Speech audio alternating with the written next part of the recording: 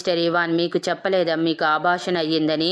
మీ స్టమక్కి చాలా గట్టిగా దెబ్బ తగలటం వలన హాస్పిటల్కి వచ్చేలోపే అబార్షన్ అయిపోయింది. మీ స్టమక్ కూడా క్లీన్ చేసేసాము, అందుకే మీకు పెయిన్గా అనిపిస్తుంది అని అన్నారు డాక్టర్. అంతే. ఈషికకి చుట్టూ ఉన్న ప్రపంచం మొత్తం శూన్యం అయిపోయిందన్నట్టు అనిపించి, మీరు అబద్ధం చెప్తున్నారు డాక్టర్, నా బేబీకి ఏమీ కాదు, నాకు స్టమక్లో కూడా అంత పెయిన్ లేదు అని అంటుంటే డాక్టర్ విస్మయంగా ఇషిక వైపు చూస్తూ, మీరు మెంటల్ స్టెబిలిటీ కోల్పోతున్నారేమో, అందుకే ఇలా అనిపించి ఉంటుంది. కానీ ఇదే నిజం, మీకు అబార్షన్ జరిగింది. కానీ మీకు ఎలా యాక్సిడెంట్ అయ్యిందో కూడా తెలియదు. ఇతనికి మీరు వచ్చే దారిలో కనిపించారంట కదా, మొత్తం చెప్పాడు అని అనగానే ఇషికకి మరో దెబ్బ తగిలినట్టు ఇవాన్ వైపు చూస్తే ఇవాన్ మొహం తిప్పేశాడు. డాక్టర్ ఇషికని చెక్ చేసి ఒక ఇంజెక్షన్ ఇచ్చి రెస్ట్ తీసుకోండి, ఈవినింగ్ డిశ్చార్జ్ చేస్తాము, ఇంటికి వెళ్ళిపోవచ్చు. కొన్ని రోజులు చాలా జాగ్రత్తగా ఉండాలి, ఎక్కువగా పనులు చేయకూడదు, బరువులు ఎత్తకూడదు అని జాగ్రత్తలు చెప్పి, మిసెస్ ఇషిక జాగ్రత్త, పెద్దవాళ్ళని పిలిపించండి అని చెప్పి డాక్టర్ వెళ్ళిపోయింది. డాక్టర్ వెళ్ళిపోయాక ఇషిక కన్నీరు కార్చటం కూడా మర్చిపోయి శూన్యంలోకి చూస్తున్నట్టు ఉలుకు పలుకు లేకుండా ఉండటం గమనించిన ఇవాన్కి కొంచెం టెన్షన్గా అనిపించి, ఇషిక జ్యూస్ తాగు అంటూ ఫ్రెష్గా తీసుకువచ్చిన జ్యూస్ తనకిస్తూ ఉంటే ఇషిక ఆ జ్యూస్ని పక్కకి తోసేసి, ఎందుకు తాగాలి, ఎవరి కోసం తాగాలి, దేనికోసం తాగాలి, జీవితం మీద విరక్తి వచ్చేసింది నాకు, నా చావు ఎప్పుడు నా దగ్గరికి వస్తుందా అని ఎదురు చూస్తున్నాను, నాకు ఇవేమీ అవసరం లేదు అని విరక్తి నిండిన గొంతుతో అంది, కనీసం ఇవాన్ వైపు ఒక్కసారి కూడా చూడకుండా. ఇషిక మాటలకి ఇవాన్కి కోపం వచ్చి, ఇప్పుడేమయ్యిందని విరక్తితో మాట్లాడుతున్నావు, జరగాల్సిందే కదా జరిగింది, మేబీ నువ్వు నాతో ప్రెగ్నెంట్ అని ముందు చెప్పినా నేను నీకు అబార్షన్ చేయించేవాడిని అని ఇవాన్ అనగానే ఇషిక విస్మయంగా ఇవాన్ వైపు చూసింది. అయినా ఇవాన్ పట్టించుకోకుండా, because I don't want my blood in your womb, మన రిలేషన్ జస్ట్ కొద్ది రోజులది మాత్రమే, మర్చిపోకు, ఆ రిలేషన్లో ఇలాంటివన్నీ నాకు ఇష్టం లేదు, ముఖ్యంగా నీతో పిల్లలు అస్సలు ఊహించను కూడా లేను. సో బెటర్, జరిగింది మర్చిపోయి నువ్వు మునిపటిలా ఉండటం అని సీరియస్గా చెప్పగానే ఇషిక దెబ్బతిన్నట్టు ఇవాన్ వైపు చూసి, మరి నాతో ఎందుకు పడుకున్నారు అని మొహం మీద అడిగింది. ఇవాన్కి బాగా కోపం వచ్చి ఇషికని కొట్టడానికి చెయ్యెత్తగానే ఇషిక ఏమాత్రం ఏ ఎక్స్ప్రెషన్ లేకుండా అదే శూన్యం నిండిన కళ్ళతో చూస్తూ ఉంటే ఇవాన్ అసహనంగా చేయి దించి, ఏం మాట్లాడుతున్నావో అర్థమవుతుందా, నేనేం మాట్లాడుతున్నాను, నువ్వేం మాట్లాడుతున్నావు అని సీరియస్గా అడిగాడు. నిజమే కదా మాట్లాడాను, మీకు నన్ను మీ భార్యగా చెప్పుకోవాలంటే చిరాకు, అసహ్యం, ఇంకా చెప్పాలంటే మీకు నన్ను భార్యగా పరిచయం చేయటానికి చిన్నతనంగా అనిపిస్తుంది. బయట ఎక్కడైనా నన్ను పరాయిదానిగానే చూపిస్తున్నారు, ఇంటి దగ్గర మాత్రం మీ పక్కలో మీతో పాటే మీ ఇష్టం వచ్చినట్టు ఉంటూ నా శరీరంతో ఆడుతున్నారు.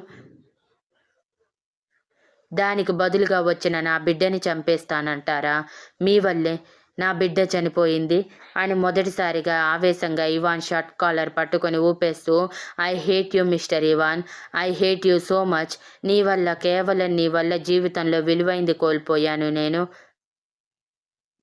దాని విలువ నీకు తెలియకపోవచ్చేమో, కానీ నాకు తెలుసు, అనాథగా పెరిగిన నాకు మాత్రమే తెలుసు రక్త సంబంధం విలువ, నీకు కొంచెం కూడా తెలియదు. నీకు తెలిసిందల్లా ఆడపిల్ల మనసుతో, శరీరంతో ఆడుకుంటూ నీ అవసరాలు తీర్చుకోవటం మాత్రమే. ఆ ఆడపిల్ల ఇష్టంతో పని లేదు నీకు, ఓన్లీ తన శరీరం మాత్రమే కావాలి, ఆ శరీరంతో వచ్చే సుఖం కావాలి. ఇక ఆ అమ్మాయి శరీరంతో నువ్వు ఎన్ని రోజులు, ఎన్ని నెలలైనా ఆడుకోవచ్చు, కానీ దానికి ప్రతిఫలంగా వచ్చిన ప్రతిరూపాన్ని మాత్రం కాదు అంటావు. ఎందుకంటే నేను డబ్బు లేని దాన్ని, ఒక అనాథని, నా కడుపున మీ రక్తం పుడితే మీ ఇమేజ్ డ్యామేజ్ అవుతుంది, అంతే కదా మిస్టర్ ఇవాన్.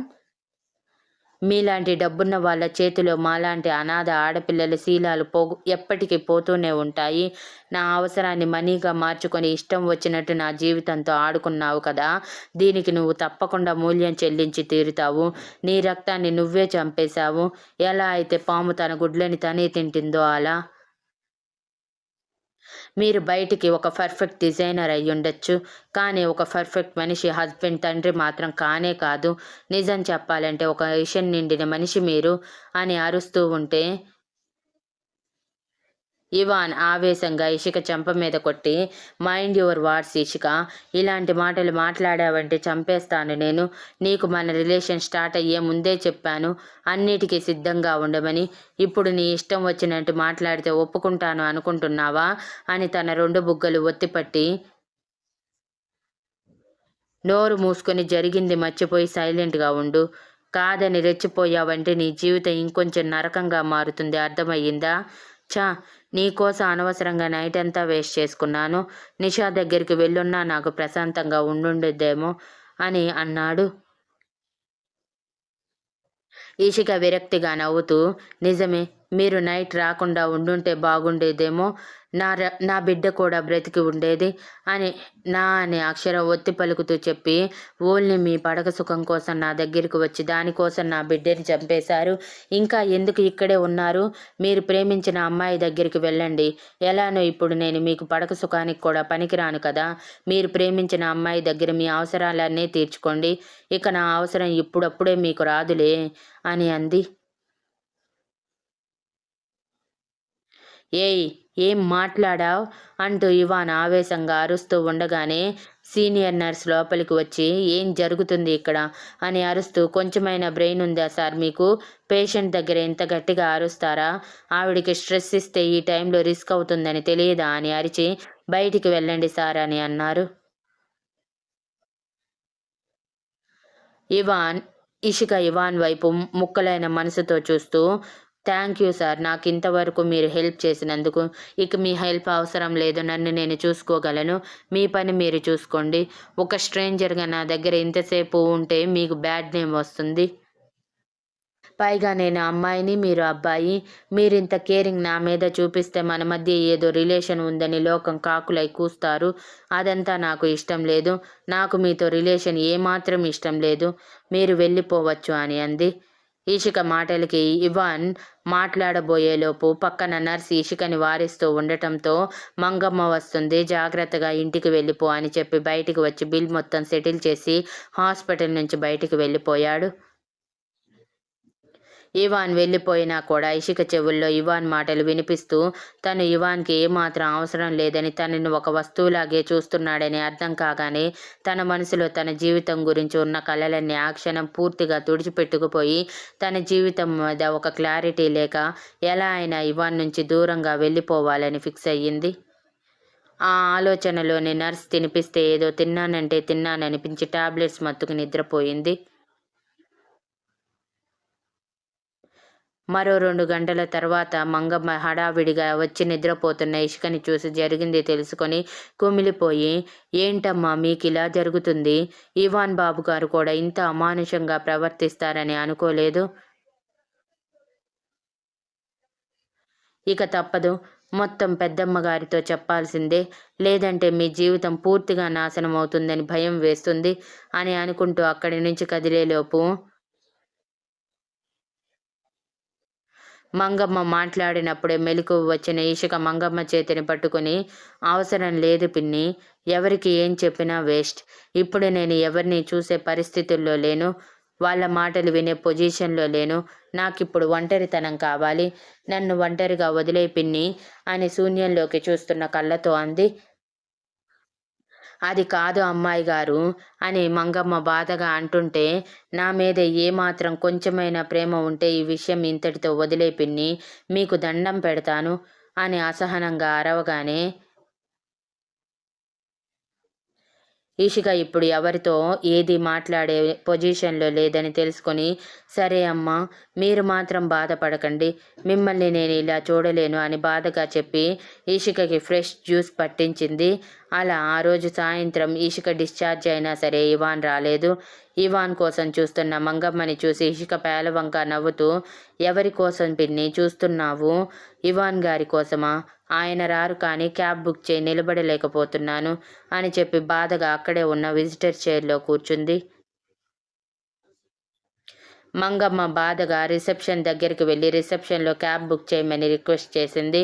వాళ్ళు సరే అని క్యాబ్ బుక్ చేసి అది రావటంతో ఇషిక మంగమ్మ ఇంటికి వెళ్ళారు.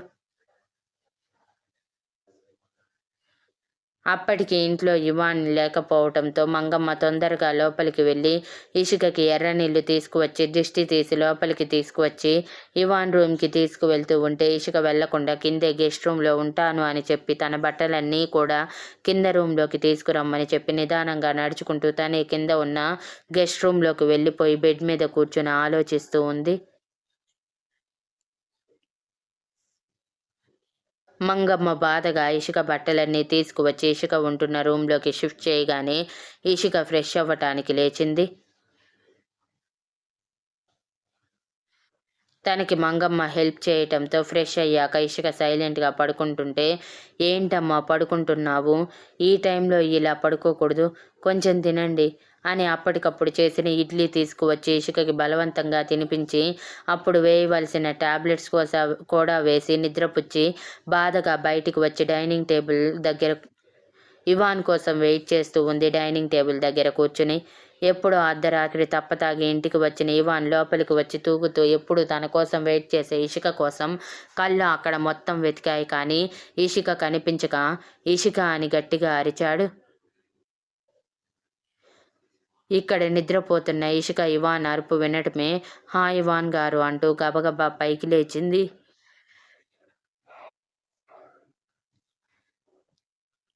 కానీ వెంటనే జరిగింది గుర్తుకు వచ్చి నిర్లిప్తంగా నేనెందుకు ఇవాన్ గారి కోసం వెళ్ళాలి, అవసరం లేదు అని అనుకుని అక్కడే కూర్చొని మళ్ళీ జరిగిన దానికి కన్నీళ్లు పెడుతూ ఉంది. ఇవాన్ అంత అరిచిన ఇషిక రాకపోవటంతో ఆవేశంగా తన రూమ్కి వెళ్తూ ఉంటే మంగమ్మకి భయం వేసింది. ఇవాన్ ఆవేశంలో మళ్ళీ ఏదైనా చేస్తాడేమోనని. అందుకే ధైర్యం చేసి బాబు అంటూ లిఫ్ట్లోకి వెళ్ళి అతన్ని ఆపి, బాబు కొన్ని రోజులు ఇషిక అమ్మాయి గారికి దూరంగా ఉండండి, అమ్మాయి గారి శరీరం బాగా దెబ్బతింది, నా మాట వినండి బాబు, ఇప్పటికే అమ్మాయి గారు చాలా బాధపడుతున్నారు, కొన్ని రోజులైన అమ్మాయి గారిని ప్రశాంతంగా ఉండనివ్వండి అని అడిగింది. ఇవాన్ మొహం చిట్లించి తూగుతూనే నీతో ఇవన్నీ చెప్పించమందా అది అని బేస్ వాయిస్లో అడిగాడు. లేదు బాబు, పెద్దదానిగా చెప్తున్నాను, కొంచెం అర్థం చేసుకోండి బాబు, ఇప్పటికే బిడ్డ పోయేసరికి ఇషిక అమ్మాయి గారు ఈ లోకంలో లేకుండా బాధపడుతూ ఉన్నారు, ఇప్పుడే మందులు వేయటం వలన పడుకున్నారు, కనీసం ఇప్పుడైనా అమ్మాయి గారిని వదిలేయండి బాబు అని బ్రతిమలాడింది. ఇవాన్ ఇంకేం మాట్లాడకుండా సైలెంట్గా తన రూమ్లోకి వెళ్ళేసరికి ఇషిక జాడ ఎక్కడా కనిపించక పిచ్చి పడుతున్నట్టు అనిపిస్తూ ఉంటే మరోసారి ఇషిక అని గట్టిగా అరిచాడు. కానీ ఈసారి మంగమ్మ కూడా పట్టించుకోకుండా తన క్వార్టర్స్కి వెళ్ళిపోయింది. ఇక ఇషిక డోర్ లోపల నుంచి క్లోజ్ చేసుకొని ఇవాన్ అన్న మాటలని తన కడుపుని తడుముకుంటూ బాధపడుతూ ఆ రాత్రిని వెళ్ళదీసింది. ఇక ఇవాన్కి ఇషిక ఎక్కడ ఉందో అర్థం కాక ఖచ్చితంగా ఇంట్లోనే ఉందని అర్థం చేసుకొని ఇషిక కోసం వెతకటానికి బయటికి వెళ్ళబోయి కూడా మంగమ్మ అన్న మాటలు గుర్తుకు వచ్చి ఒక్కరోజుకి వదిలేస్తున్నాను అని కోపంగా అనుకొని తన రూమ్లో ఉన్న డ్రింక్ బాటిల్ ఓపెన్ చేసి సోడా కూడా మిక్స్ చేసుకోకుండా తాగేసి బెడ్ మీద పడిపోయాడు. ఉదయం యథావిధిగా నిద్రలేచిన ఇషికకి బయటికి రాబుద్ది కాక ఫ్రెష్ అయి మౌనంగా బెడ్ మీద కూర్చొని ఉంటే మంగమ్మ ఇషిక కోసం పాలు తీసుకువచ్చి ఇచ్చి బలవంతంగా తాపించి ఉదయం వేసుకోవాల్సిన టాబ్లెట్స్ వేయించి మీరు విశ్రాంతి తీసుకోండి అమ్మాయి గారు, పనులన్నీ నేను చూసుకుంటాను అని చెప్పి మంగమ్మ బయటికి వెళ్ళిపోతే ఇషిక ఏది పట్టించుకునే పరిస్థితుల్లో లేకపోవటం వలన మంగమ్మ చెప్పింది కూడా వదిలేసి సైలెంట్గా శూన్యంలోకి చూస్తున్నట్టు చూస్తూ కూర్చుని ఉంది. ఉదయం 8 గంటలప్పుడు నిద్రలేచిన ఇవాన్కి హ్యాంగ్ ఓవర్ వలన తలంతా బరువుగా అనిపిస్తూ తలనొప్పి విపరీతంగా ఉండటంతో ఇషిక కాఫీ అని గట్టిగా అరిచాడు. ఇవాన్ అరుపు విని మంగమ్మ గబగబా కాఫీ చేసుకొని ఇవాన్ గది వరకు వచ్చి బాబుగారు అంటూ బయట నిలబడి పిలిచింది. మంగమ్మని అక్కడ చూసి రా అన్నట్టు చేతితో సైగ చేయగానే మంగమ్మ లోపలికి అడుగుపెట్టి కాఫీ బాబుగారు అని ఇస్తుంటే ఇషిక ఎక్కడ, నేను తనని కదా తీసుకురమ్మంది అని తన కోపాన్ని ఆపుకుంటూ కాఫీ కప్ తీసుకున్నాడు. ఇషిక అమ్మాయి గారు విశ్రాంతి తీసుకుంటున్నారు బాబు, ఈ సమయంలో అమ్మాయి గారు ఎక్కువగా పనులు చేయకూడదు, అలా చేస్తే అమ్మాయి గారు శరీరం బాగా దెబ్బతింటుంది అని చెప్పి అక్కడి నుంచి వెళ్ళిపోతే ఇవాన్ ఆవేశంగా కప్ పగలగొట్టి వాష్రూమ్లోకి వెళ్ళి ఫ్రెష్ అయ్యి కిందకి వచ్చాడు. అప్పుడైనా ఇషిక కనిపిస్తుందేమోనని. కానీ ఇషిక రూమ్‌లోనే తనని తాను బందీ చేసుకోవటంతో కిచెన్‌లో కూడా కనిపించక, "ఇషిక ముందు బయటికి రా" అని అరిచాడు చాలా గట్టిగా. ఈసారి మంగమ్మ ఆపుతున్నా ఆగకుండా, "ఇషిక నువ్వు బయటికి వస్తావా? నిన్ను వెతుక్కుంటూ రమ్మంటావా? నేను వచ్చానంటే ఏం చేస్తానో నీకు తెలుసు" అనగానే ఇషికకి భయం వేసి గబగబా బయటికి వచ్చింది. తను కిందే ఉండటం వలన. గెస్ట్ రూమ్ నుంచి బయటికి వచ్చిన ఇషికని చూసి పిడికిలి బిగించి, "ఈ రూమ్‌లో ఎందుకుంటున్నావు" అని అడిగాడు.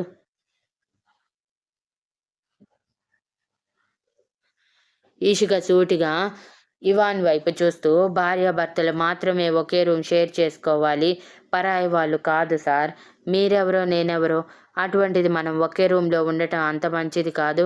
మీకే బ్యాడ్ నేమ్ వస్తుంది" అని అనగానే ఇవాన్ పెద్ద పెద్ద అడుగులతో ఇషికని చేరి తన చేతిని గట్టిగా పట్టుకొని తన మీదకి లాక్కొని, "ఏం వాగుతున్నావే? నువ్వు నాకు పరాయి దానివా?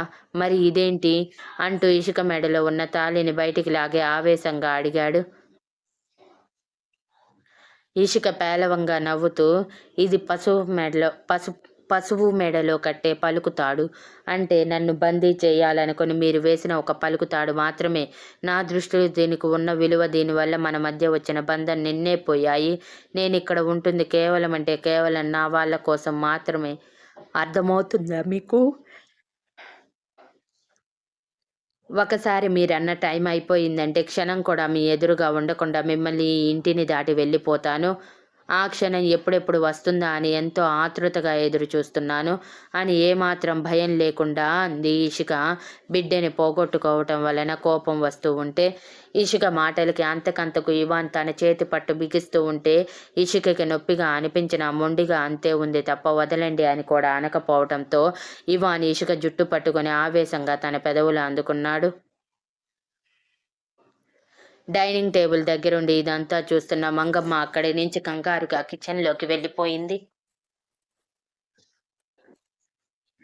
ఇషిక మొదటిసారి ఇవాన్ నుంచి తప్పించుకోవటానికన్నట్టు గింజుకుంటూ ఉంటే, ఇవాన్‌కి కోపం వచ్చి తన ముద్దులోని గాఢత పెంచుతూ ఇషిక పెదవులని కొరికేస్తూ ఊపిరాడనివ్వకుండా చేస్తూ ఉంటే, ఇషికకి ప్రాణం పోతున్నట్టు అనిపిస్తుంది కానీ ఇవాన్ వదలటం లేదు. ఇషికకి ఊపిరి భారమవుతున్నా తన కోపం ఎలా తీర్చుకోవాలో అర్థం కాక ఇవాన్ ఇషిక పెదవులని వదలకుండా నాలుకలని కూడా కలిపేసి ఫ్రెంచ్ కిస్ ఇస్తూ దాదాపు అరగంట తర్వాత వదిలి, "ఇంకొకసారి నాకు ఎదురు చెప్పే సాహసం చేయకు. మర్చిపోకు. నీ ఆయువు పట్టు నా చేతిలో ఉంది. నీకు కావలసింది జరగాలంటే నేను చెప్పినట్టు చేసి తీరాలి" అని ఎర్రబడిన కళ్ళతో చాలా స్ట్రాంగ్గా అన్నాడు. ఇషిక భారంగా ఊపిరి పీల్చుకుంటూ ఇవాన్‌తో మాట్లాడటానికి కూడా నోరు రాక నోటితో గట్టిగా గాలి తీసుకుంటుంది. ఇషికని అలా చూసి ఇవాన్ కంగారుగా తన వెన్ను నిమురుతూ, "మంగమ్మ వాటర్" అని అరిచాడు. మంగమ్మ పరిగెత్తుకుంటూ వాటర్ తీసుకురాగానే ఆ వాటర్ ఇవాన్ పట్టించి తను కొంచెం నిదానించగానే, "ఎలా ఉంది ఇప్పుడు" అని అడిగాడు. ఇషిక ఆవేశంగా ఇవాన్ గుండెల మీద చేయి వేసి వెనక్కి తోసి, "మీ ఇష్టం వచ్చినట్టు చేయటానికి నేనేమైనా వస్తువునా సార్? మనిషిని సార్. నాకంటూ ఒక మనసుంది. కనీసం అదైనా మీకు గుర్తుందా? నా జీవితంతో ఆడుకుంటూ నాకున్న గుర్తింపుని కూడా లాగేసుకుంటూ మీ ఇష్టానికి ప్రవర్తిస్తూ ఉంటే ఎలా సార్ నేను తట్టుకునేది" అని ఏడుస్తూ అక్కడే మోకాళ్ళ మీద కూర్చుండిపోయింది ఇషిక. ఇవాన్ వాటర్ తీసుకురమ్మన్నప్పుడే గొడవ పెద్దదవుతుందని బయట పని చేసుకుంటున్న పని వాళ్ళందరూ కూడా లోపలికి రావటంతో ఇవాన్ కోపంగా పనివాళ్ళందరూ తమ వైపే చూస్తున్నారని అర్థం చేసుకొని, "అందరూ వెళ్ళిపోండి ఇక్కడి నుంచి" అని గట్టిగా అరవగానే పనివాళ్ళందరూ అక్కడి నుంచి వెళ్ళిపోయారు.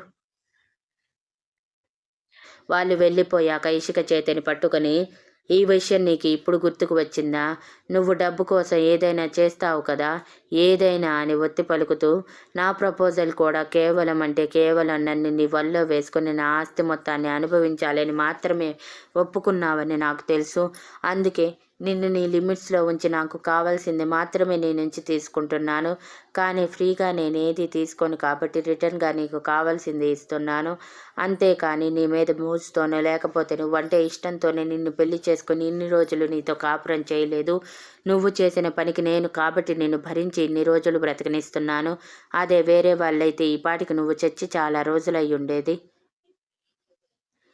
నీకంటూ ఒక క్యారెక్టర్ లేదు కానీ పెద్ద ఉత్తమురాలిలాగా నాకు లెసన్ చెప్పాలని ట్రై చేస్తున్నావా? ఒక్క విషయం గుర్తుపెట్టుకో. నువ్వు నేను కొనుక్కున్న ఒక బొమ్మవి. ఆ బొమ్మకి నేను కీ ఇస్తే ఎలా ఆడాలో అలా ఆడాలి. ఎప్పుడు నా దగ్గరికి రమ్మంటే అప్పుడు రావాలి. నాకు కావలసినంతసేపు నాతో ఉండాలి. నా పనులన్నీ చేయాలి. నేను పొరపాటు పడినప్పుడు వెళ్ళిపోవలసింది ఇదే కానీ పొమ్మన్నప్పుడు వెళ్ళిపోవాలి. ఇదే నీకు పని గుర్తుంచుకో.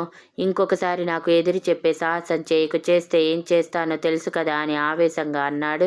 ఇవాన్ మాటలకి ఇషిక విస్మయంగా అతని వైపు చూస్తూ, మీరేం మాట్లాడుతున్నారో మీకైనా అర్థమవుతుందా? అసలు నా వల్ల మీకేం నష్టం జరిగింది? మీరే కదా నా జీవితాన్ని చిన్నాభిన్నం చేశారు. నా అవసరాన్ని వాడుకొని ఇక్కడ బంధించేశారు. మీరనే వాళ్ళు నా జీవితంలో లేకపోతే నా జీవితం ఎంతో ప్రశాంతంగా ఉండేది. చాలా ఎక్కువ మాట్లాడుతున్నావు ఇషిక. నీ జీవితం నువ్వే కావాలని ఇలా చేసుకొని నన్ను బ్లేమ్ చేస్తావు ఏంటి? నువ్వు ఎంతమందిని ట్రాప్ చేయాలని ట్రై చేశావు, డబ్బు కోసం ఎంత ప్రాకులాడావు మొత్తం నాకు తెలుసు. నువ్వు నా ముందు మంచిదానిలా నటించాలని ట్రై చేయకు అని ఆవేశంగా అన్నాడు. తెలిసి తెలియకుండా అనవసరంగా నా మీద నిందలు వేయకండి, అర్థమైందా?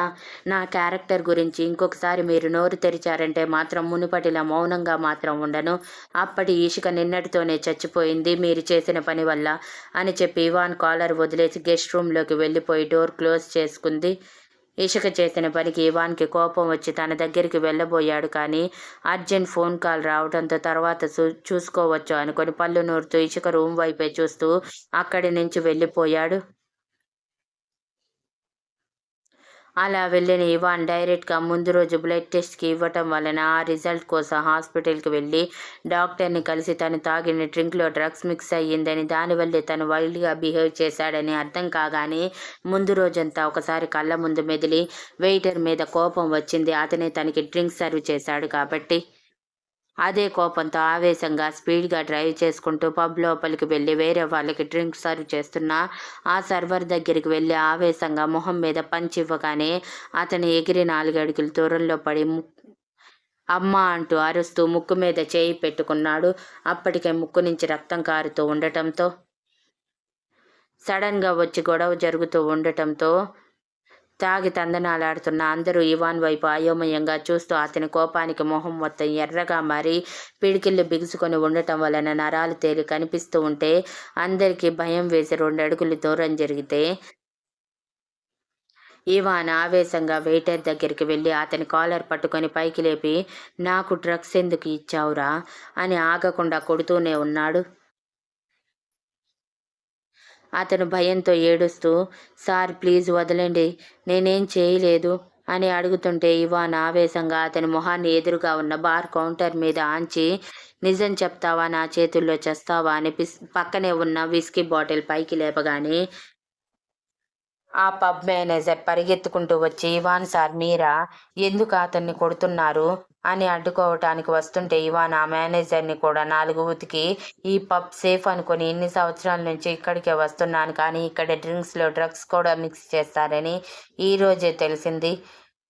నీ పని నీ బాస్ పని ఈ రోజుతో అయిపోయింది అని ఆవేశంగా అన్నాడు.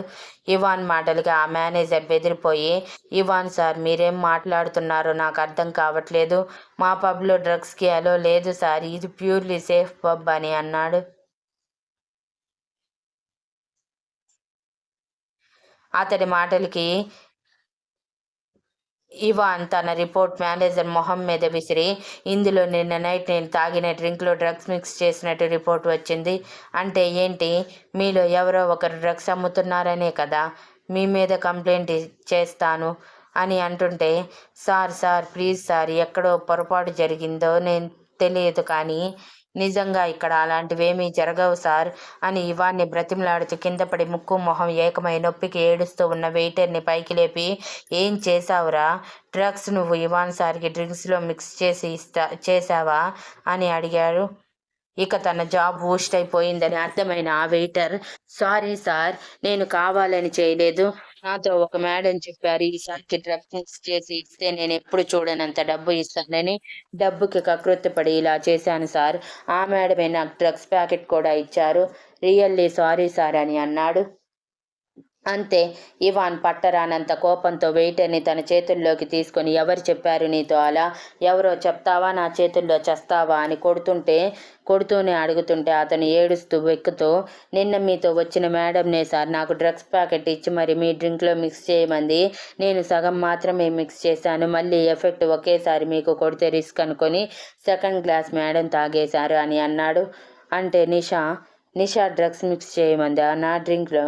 కానీ ఎందుకు అని ఆలోచించి ఎక్కడ ఉంది తను? ఇక్కడే తనని వదిలేసి వెళ్ళాను కదా అని మరోసారి కొట్టబోతూ ఉంటే ఆ వెయిటర్ మొహం దోసిలిలో దాచి నేను మార్నింగ్ వచ్చేసరికి పబ్ మొత్తం ఖాళీగా ఉంది సార్.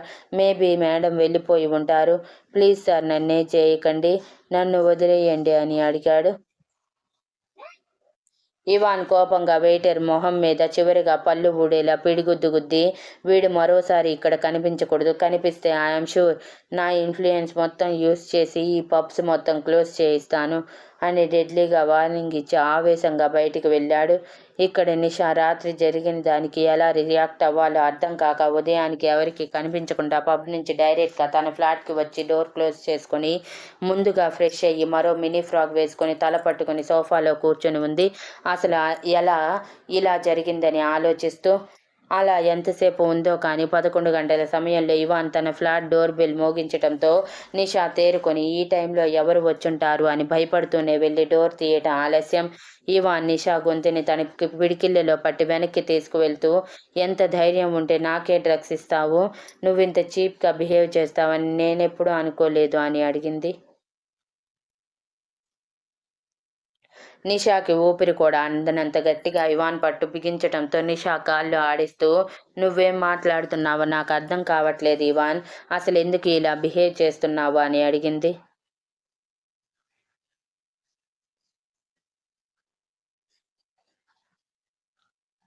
కానీ తన మాటలకి ఇవాన్కి అంతకంతకు ఆవేశం పెరిగిపోతూ ఉంటే నిషాని డైరెక్ట్గా గోడకి లాక్ చేసి కొంచెం కొంచెం పైకంటూ ఉంటే నిషా ప్రాణాలు గాలిలో కలవటానికి సిద్ధంగా ఉన్నట్టు మాట్లాడలేక అలా అని ఇవాన్ని వదిలించుకోలేక గింజుకుంటూ కళ్ళు తేలేస్తుంది. తను చనిపోవడానికి జస్ట్ 2 క్షణాలు ఉందనగా ఇవాన్ తన చేతిని వెనక్కి తీసుకొని నిషాని విసురుగా విసిరేసి తలపట్టుకొని ఏం చేశావు నువ్వు? కేవలం నీ వల్ల నా రక్తాన్ని కోల్పోయాను నేను. నిన్ను చంపేసి నా కోపం తగ్గదు అని సీరియస్గా తన మీదకు వెళ్తూ ఉంటే ఇవాన్ కళ్ళల్లో కోపం చూసి భయపడిపోయిన నిషా వెనక్కి జరుగుతూ రియల్లీ సారీ. నిజంగా నాకు తెలియదు ఏం జరిగిందో. నాకు కూడా డ్రగ్స్ మిక్స్ చేశారు. ఏం జరిగిందో అర్థం కాక తల పట్టుకొని కూర్చున్నాను. నాకేం తెలియదు ఇవాన్, ప్లీజ్ నన్ను నమ్ము అని గొంతు రాకపోయినా ఇప్పుడు మాట్లాడకపోతే ఇవాన్ చేతిలో ఖచ్చితంగా తను చేస్తుందని కష్టంగా గొంతు పిగిల్చి అంది. కానీ అది పెద్దగా రాక గొంతు నొప్పితో చిన్నగా చెప్పింది. అబద్ధం చెప్పిన నిషా వైపు నిప్పులు కక్కుతున్న కళ్ళతో చూసి నాతోనే అబద్ధం చెప్తావా అంటూ తన రెక్క పట్టుకొని పైకి లేపి ఈడ్చి 2 చెంపలు వాచేలా కొట్టి ఎందుకు ఇలా చేశావు? ఎందుకు? నేను తాగే డ్రింక్లో డ్రగ్స్ మిక్స్ చేశావు. నీకెంత ధైర్యం? నీకు తెలుసు కదా నాకు ఇలాంటివన్నీ నచ్చవని. నాకు మోసం చేసే వాళ్ళన్నా అబద్ధాలు చెప్పే వాళ్ళన్నా ఎంత అసహ్యమో కూడా నీకు తెలుసు. వాళ్ళని లైఫ్లో నేను ఎప్పటికీ క్షమించనని కూడా తెలుసు. మరి ఎందుకు నన్ను మోసం చేసి నన్ను నీ సొంతం చేసుకోవాలనుకున్నావు అని ఆవేశంగా అడిగాడు. ఒకవైపు ఇవాన్ కొడుతున్న దెబ్బలు నరకాన్ని చూపిస్తూ ఉంటే మరోవైపు ఇవాన్ అడుగుతున్న ప్రశ్నలకి ప్రాణం పోతున్నట్టు అనిపిస్తూ ఇప్పుడు నిజం తెలిస్తే ఇవాన్ ఖచ్చితంగా తన మొహం చూడటానికి కూడా ఇష్టపడకుండా తనని పూర్తిగా వదిలేస్తాడని తెలిసి నిజంగా నాకు కూడా ఏం జరిగిందో తెలియదు ఇవాన్. మేబీ ఇది ఇషిక చేసి ఉండొచ్చు నన్ను నీ దృష్టిలో తప్పుగా చూపించటానికి అని అంది కష్టంగా ఇవాన్ నుంచి దూరం జరగటానికి ట్రై చేస్తూ. Thank you for listening and please like, share, comment and subscribe.